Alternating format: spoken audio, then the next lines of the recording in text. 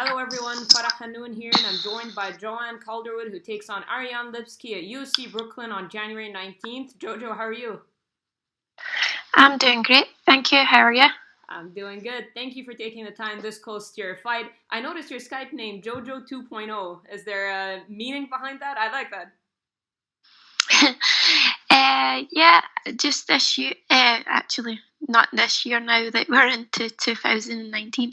Last year in 2018, I made some big changes to myself and my training, and I just felt like the JoJo 2.0 was quite fitting, and it's kind of like the new version of me. And yeah, so it's stuck, and here we are, and going into 2019. I could be technically JoJo 3.0, but I think we're going to stick with the 2.0. Awesome. And this is so close to your fight. Is this about the time you start tapering things down? Are you done with kind of the intense training, hard sparring, and all that? Not really. This is probably going to be another hard week.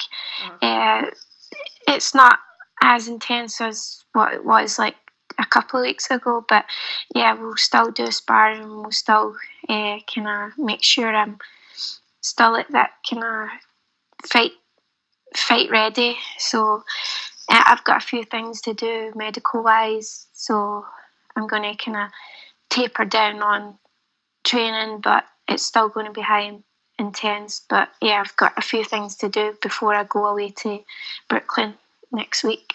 Oh, I was about to ask you when you plan on heading to Brooklyn. Do you need just like a few days on fight week, like Monday or Tuesday of fight week?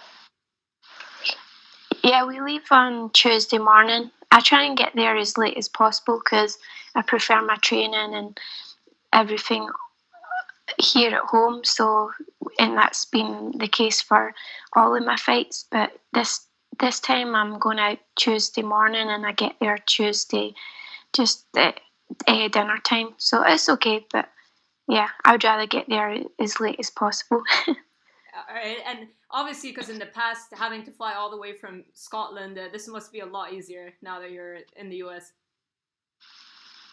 Yeah, for sure. It's definitely, I don't have to kind of worry about the jet lag and traveling and on the aeroplane and having that shitty food. So it's definitely a plus being over this side of the pond. But yeah, uh, yeah, that's a plus. Yeah, definitely. And this is your third fight of flyweight. Of course, you had that win over Valley Retorno a couple years ago. Then your last one over Kalindra Faria. Both finishes. Is it safe to say you found your home at 125? Yeah, definitely.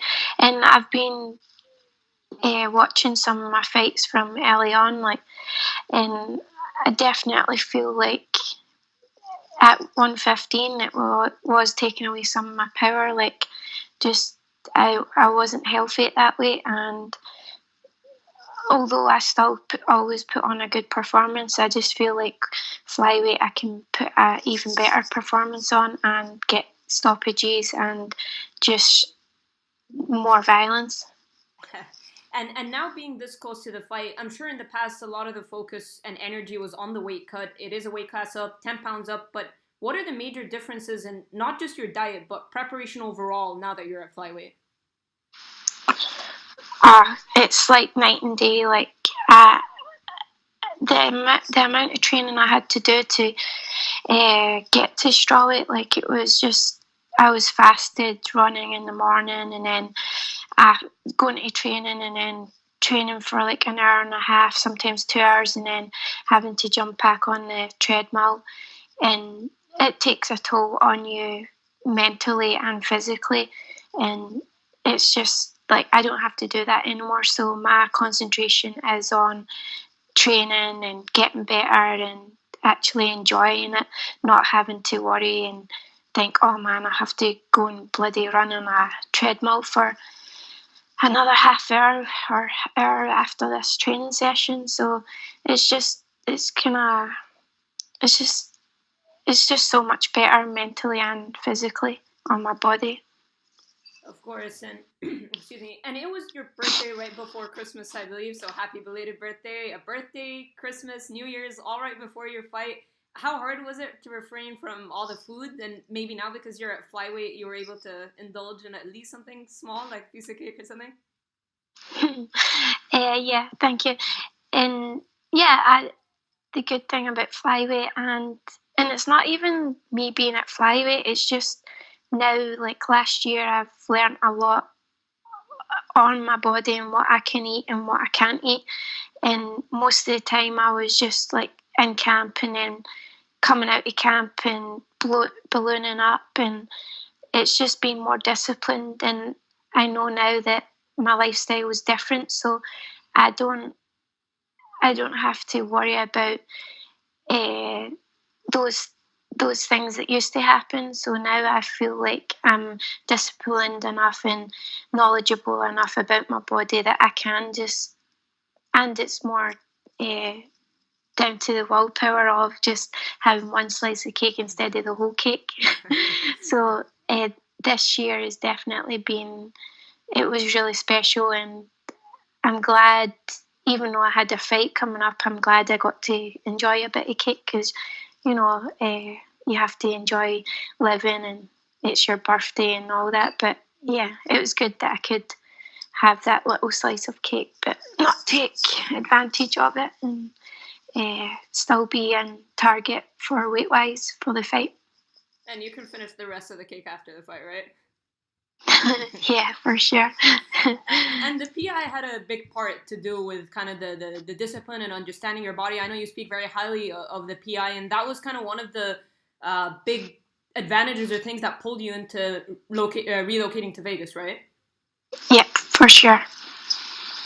And I'm so grateful that they've turned my career around and turned my life around. This is the way it should be. We are professional athletes, and we should be treating ourselves and our bodies in that way. And before, like, I kind of knew that I had to make changes, but it was very hard because I didn't know who to talk to. I didn't have money to go and spend on, like, getting nutrition help, like, out with the PI. So now that this facility's there and the people are there, there's no need for anyone to worry about uh, getting the resources. So yeah, I'm really grateful that I have that now. And even though it would have been helpful at the very start of my career, but I think just as long as I've got it now, right? Yeah, of course. Never too late, of course. And let's talk about your fight. You're taking on Ariane Lipski, making her UFC debut. How much did you know about her when you were offered the fight? Not very much.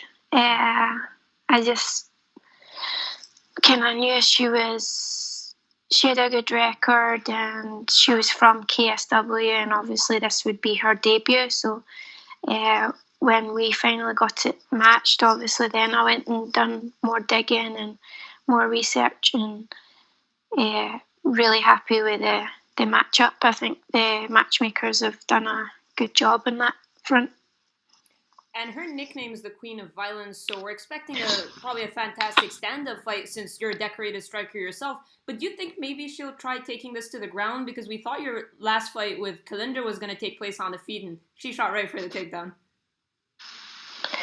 Yeah, I did. Like, this is the thing, like, throughout my career, and I've always heard that, oh, this girl is a good striker and she's probably going to stand with you. And most of the girls have said that as well. And so this, if anything, this has learnt me to take whatever anyone says with a pinch of salt.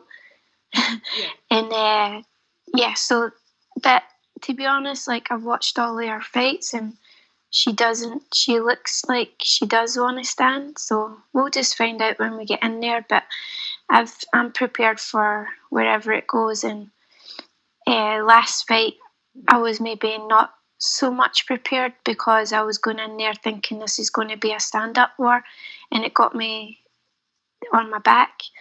So we've made changes to that, and hopefully now I'll go out and make those changes out there. And if she does try and take me down, then it'll get reversed, or it'll get stuffed. So yeah, looking forward to that challenge in the fight. Or you'll get a submission, because in your last fight, when Klinger took you down, I love how the commentary was talking about all like, Jojo doesn't have much to offer, usually off of her back, no career submission wins. Literally in the middle of that discussion, then bam, you slapped the triangle and then transitioned to a beautiful armbar. Were you surprised that you were able to get that submission from the bottom? A little bit. I know my jiu-jitsu is good, and this is another good thing about being here in Vegas is I've teamed up with Syndicate, and I feel like Coach Wood is a great MMA coach. You know, before I've had so many different coaches, like a Thai guy, a jiu-jitsu guy, a wrestler guy, and I've never actually had someone that's an MMA guy that's put all my disciplines together. So I just feel like coming here and already having good jiu-jitsu but not really knowing how to use it in MMA, it's just helped with that progression in MMA and with my confidence. For sure, and you've been working a lot with Sarah Kaufman. Roxanne Modafferi is also one of your main training partners. Just tell me a little bit about this training camp. Have you done anything specific to prepare for Ariane Lipski, or do you usually kind of have a training regimen that you go through regardless of who you fight? Yeah, most of training's usually pretty much whatever we're doing in class, and then obviously you'll go off and do your own thing with the coach, and he'll have looked at your opponent, so then that's kind of time for you to add in those changes and maybe a game plan. But for this camp, it's been really good. Sarah came out here for just over 3 weeks, and it was really great to have a training partner by my side, like for the whole 3 weeks. And she's a workhorse. She's really good in all areas, and she was watching Lipski as well, and there's a few things that we've picked up that she does. So she was doing that in sparring, but also just giving me different looks, and because you never know, like the opponent could change or she could have changed her style. So yeah, just kind of going in with anything can happen and be prepared for anything. Definitely. You fought once in 2017, once in 2018. I know you were begging Mick Maynard to give you one more fight before the end of the year. Now you're starting 2019 off with a fight. I'm assuming the goal here is to get several fights in the year and climb the ranks? Yep, I would really like to get this win, and then hopefully March. I know they're in London, so that would be good. And yeah, it was killing me, like not being active, but at the same time I had a few other things going on back then, and maybe last year I was definitely ready for other fights, but the year before I don't think the time was right, even though I feel like I could fight anytime. But yeah, I feel like 2019 is going to be a good active year, and finally I've got my shit together, and the rest won't matter. Nice. And I say climb the ranks, but Flyweight's very open right now. There is no clear-cut number one contender. I mean, there's Jessica I screaming her case, but should you get a win over Lipski, you'd have a solid case yourself. Do you think about that at all? Yeah, and I feel like now I have the confidence and I have everything. Like I've made all those changes that I wanted to do, and I know that my potential it just keeps on getting better now. So I'm in the right place, and mentally and physically, and I just feel like I could take on anyone, and concentrating on this next fight, and I just want to keep the ball rolling and get the stoppage and keep making statements, and see what happens. The division's kind of a bit messed up right now. We've got a few strawweights that are missing weight, not coming up, and then we've got the flyweight girls that aren't making flyweight, and then now going up to bantamweight. So it's a bit of a clusterfuck, but I'm sure like this year and next year it will be getting sorted, and I'll just concentrate who's there and who's professional, and see who's next after Lipski. All right, Jojo, I'll ask you a couple more questions. You've been super generous with your time, so I really appreciate it. The last Fox show took place this past month, and they were showing all the past moments from the first Fox show. Now you're taking part of the first ESPN show, which will go down as a historic moment. Is that special for you, and does that mean anything at all for you, being part of the first ESPN show, the new era? Yeah, so when that got announced, I was like, oh man, that would be amazing to be on that. And then a few weeks later, I got matched for the LA card that was a week after Brooklyn. So I kind of was like a bit bummed, but then the way things turned out, like, I'm now on it. So I'm just, I'm really excited, and especially to be on the ESPN. And I know everyone's going to be watching, so it's going to be special, and I'll strive on that. And you're on the prelims portion, which is ESPN itself, not the ESPN Plus portion, which isn't a bad thing, is it? I mean, it is ESPN, and people don't have to pay to watch you. Yeah, that, and especially, I think everyone, I know that we're all stingy, and so that part, when I heard that it was just the ESPN part, and I would rather be there, like, so that all my fans don't have to pay, and and more people will see me. All right, Jojo, one more before I let you go. How do you see your fight with Ariane Lipski going down? How do you get the job done? I just see myself going in there and having more, like, we're both from striking backgrounds. I just see that I have more in the toolbox, and I'm just going to go in there and get my hand raised no matter what, whether it's through a submission or a KO, but I'll be looking for the KO because that's my plan all along. All right, guys, you can catch Joanne Calderwood when she takes on Ariane Lipski in the prelims on ESPN, not ESPN Plus, live on January 19th. Jojo, thank you so much for your time, and best of luck. No worries. Thank you for having me.